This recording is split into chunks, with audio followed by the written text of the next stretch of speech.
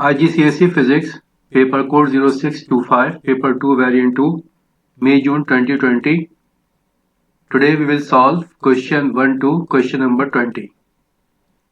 Question number 1. 5 athletes P, Q, R, S and T compete in a race. The table shows the finishing times for the athlete. Which statement is correct? Here we have 5 athletes. They compete in a race and the finishing time of these athletes are given in the table. Option A. Athlete P won the race and was 0.7 seconds ahead of the athlete in second place.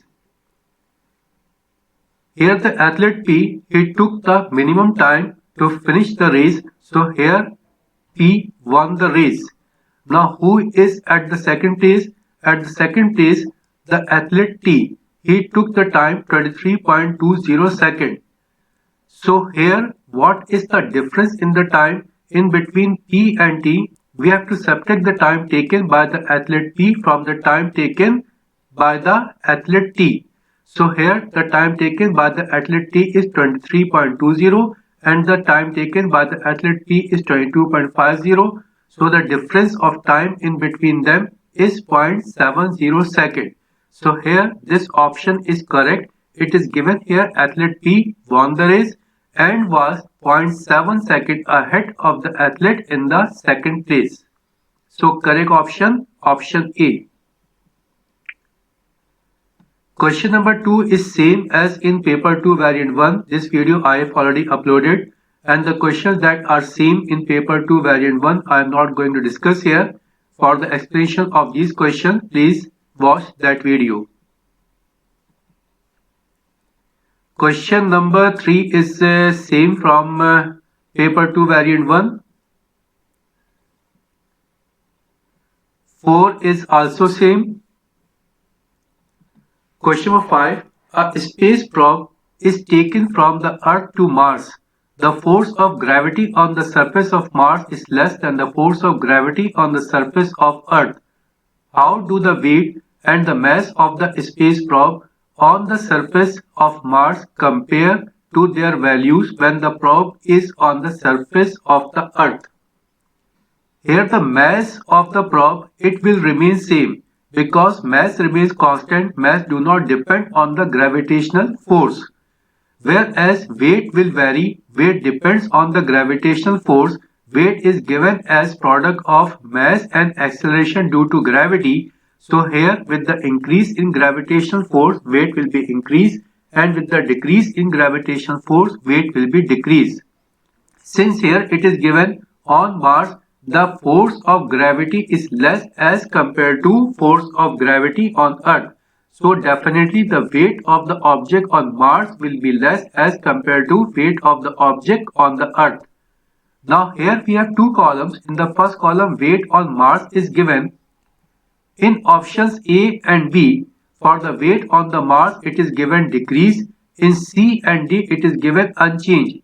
Definitely it will be decreased because of the decrease in force of gravity. So here possible options are A and B. Now in the second column, mass on Mars is given. Mass always remains same. Mass do not depend on gravitational force. So mass on Mars will be unchanged. Unchanged is given in option B. So correct option is option B. Weight will be decreased and mass will be unchanged. Question number 6. Water has a density of 1000 kg per meter cube. A rectangular swimming pool has an average depth of 1.6 meter. The length of the pool is 25 meter and the width of the pool is 10 meter. What is the mass of the water in the swimming pool? Density is given as mass over volume. So mass will be equal to density into volume. Now density is given here 1000 kg per meter cube. What about the volume? Volume is product of length, breadth and height. Here length is given 25, breadth or width is given 10 and height is given 1.6. So volume will be 25 into 10 into 1.6 and by solving this one we will get 400,000 kilogram. So mass is 400,000 kilogram and 400,000 kilogram is given in option C. So correct option, option C. Question number 7. A satellite orbits the Earth at constant speed in a circular orbit. Which statement is correct? Option A. The resultant force on the satellite is 0. Option B. The resultant force on the satellite is towards the Earth. Option C. The resultant force on the satellite is away from the Earth. Option D. The resultant force on the satellite is in the direction of motion. Here it is given a satellite orbits the Earth, means the satellite is moving in a circular path, and when an object is moving in a circular path, there is a resultant force on the object that is directed toward the center of the circle. Since here satellite is moving around the Earth, so here we can say the direction of the force will be towards the Earth, or we can say the force is directed toward the center of the circle. Center of the circle means towards the Earth. So here our correct option is option B. The resultant force on the satellite is towards the Earth, and the name of this resultant force is centripetal force. Question number 8. Two forces P and Q act on an object. Which diagram shows the resultant of these two forces? Here we have two vectors or two forces. One is P and second is Q. We have to find out the resultant of these two forces, or we can say we have to find out the resultant of these two vectors. Now what we have to do here, just we have to add these two vectors by head to tail rule. What is head to tail rule? In head to tail rule, we keep the tail of one vector on the head of second vector. Here what we have done, we have kept the tail of vector P on the head of the vector Q. Now how we can find out the resultant? Just we have to draw a line starting from the tail of the first vector that is directed towards the head of the second vector. So here these two vectors P and Q are called component vectors, whereas this line will represent the resultant of these two component vectors. So the direction of the resultant force will be from the tail of the first vector to the head of the second vector. Now if we check the options, in the option C, the direction is same as the direction shown here. So here our correct option, option C. In all the other options, the direction of the resultant force is not same as shown here, means the direction of the force is not in accordance with the head to tail rule. So all the other options are incorrect. The only correct option is option C. Question number 9. An object is moving at 3 meters per second. A force acts on the object after a time. The object is moving at -4 meters per second. The mass of the object is 5 kg. What is the change in momentum of the body? Momentum is given as product of mass and velocity. Here we have to find out the change in momentum. So change in momentum means final momentum minus initial momentum. Now final momentum will be mv, whereas initial momentum will be mu, where this v is for final velocity, this u is for initial velocity. Now here m is common, so here we can write this one as m. In bracket we can write v minus u. Now mass is given 5 kg, final velocity is given -4, initial velocity is given 3. So by solving this one, we will get the answer -35 kg meter per second.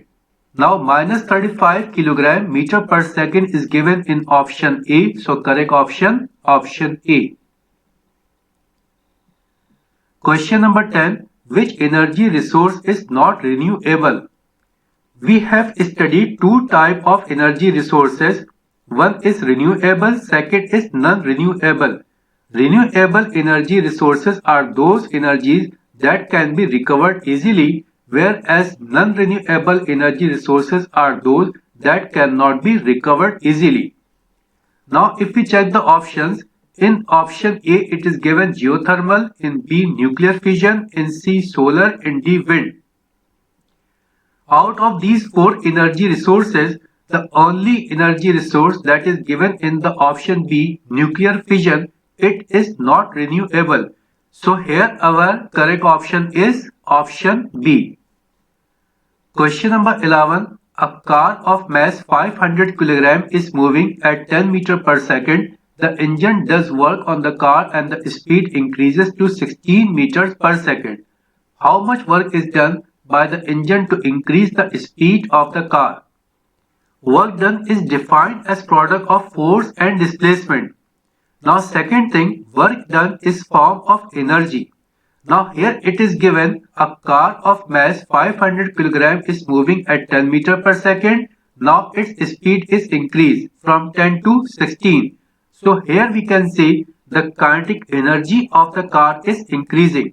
Because kinetic energy is given as half mv square. So with the increase in velocity, kinetic energy will be increased. Since work done is a form of energy and kinetic energy is also a form of energy, so we can say the work done will be equal to the change in kinetic energy.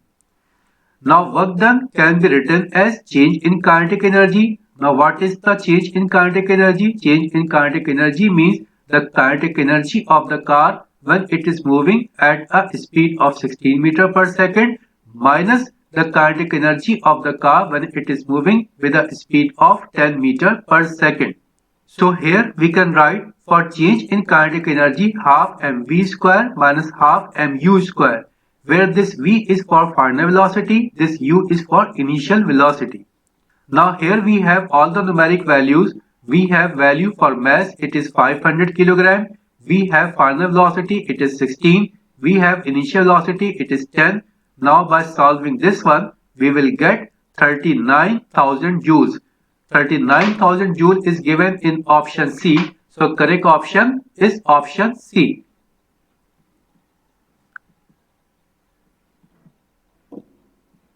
Question number 12 is same as in paper 2 variant 1. Question number 13. An object is 60 cm below the surface of a liquid. The pressure due to the liquid at this depth is 9000 Pascal. What is the density of the liquid? Pressure exerted by a liquid is given as P is equal to rho GH, where rho for density, G for gravitational field is 10 and H is for height, or H is the distance from the surface of the liquid to the point where we have to find out the pressure. Now here we have to find out the density. So by rearranging, we will get density means rho will be equal to P over GH. Now P pressure is given 9000. This G gravitational field is 10. Its value is 10 and height is given here 0.6. It is 60 centimeter. So in meter it will be 0.6 meter.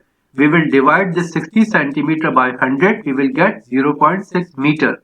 Now by solving this one, we will get the answer 1500 kg per meter cube. 1500 kg per meter cube is given in option C. So correct option, option C. Question number 14. Which rho describes the forces between the molecules and the motion of the molecules in a solid? In a solid, in between the molecule, there is a strong force of attraction. And these molecules just vibrate at their mean position. Now we check the options. Here we have two columns. In the first column it is given forces between the molecule, and for the forces between the molecules in option A and option B it is given strong, whereas in C and D it is given weak. Since force of attraction in between the molecule in solids is strong, so possible options are A and B. Now for the motion of the molecules, it is given in option A, move freely. In B, it is given vibrate only. They move freely in liquids, not in solids. In solid, they just vibrate at their mean position. So here, option B is our correct option, where it is given forces between the molecules is strong and the motion of the molecule vibrate only. Question number 15. Wet clothes are hanging outside to dry. Which condition describes the rate of evaporation of the water from the clothes? Evaporation depends on surface area. With the increase in surface area, evaporation increases. The second factor, the evaporation depends on temperature and also it depends on the speed of the blowing air. Now we check the options. In option A, it is given folded clothes. In B, it is given higher temperature. In C, it is given wetter clothes. In D, it is given windy day. Since here it is asked, where is the decrease of rate of evaporation? Decrease means evaporation is less. Evaporation will be less in folded clothes because in folded clothes the surface area will be less. So here our correct option is option A. In B it is given higher temperature. With the increase in temperature the evaporation will be increased. It will not decrease. In C it is given wetter clothes. Wetter clothes means here we have more water. When we have more water, more will be the evaporation. So C is also incorrect. In D it is given windy day. Windy day means air is blowing faster.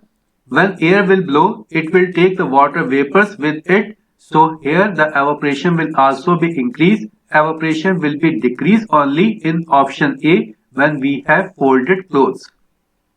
Question number 16. The diagram shows a liquid in glass thermometer. The design in this thermometer includes the following features. Number 1. A liquid which expands linearly when it is heated. Second, a glass bulb which has a thick glass wall. Third one, the capillary tube with a very small diameter. Which features increase the sensitivity of the thermometer? How we define the sensitivity of the thermometer? Sensitivity of a thermometer is defined as the increase in length of the mercury column per unit increase in temperature. Now here we have given 3 points. Out of the 3 points, only the point 3 is applicable for the sensitivity of the thermometer. Here it is given the capillary tube is of very small diameter. When the diameter will be small, with the increase in per unit rise in temperature, there will be more increase in length of the mercury column. So here sensitivity will depend only on the point 3. Now point 3 only is given in option D. So correct option, option D.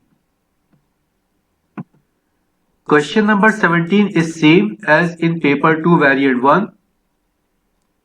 Question number 18. A room is heated by a radiator. The diagrams X and Y show two possible circulations of the hot air which heat the room. Here we have two diagrams, diagram X and Y. Which diagram and reason explain the heating of the room by convection?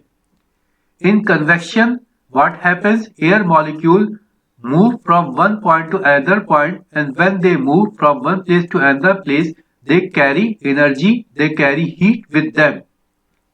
Now here in the diagram S, it is shown that here the air molecules are moving in the upper direction that are close to the radiator. Here it is shown that the air molecule is coming down that are close to the radiator. When we heat any object, it expands, and when it expands, the density decreases because the density is given as mass over volume. So with the increase in expansion means with the increase in volume, density will be decreased. And when the density of an object decreases, it will move up. It will not move down.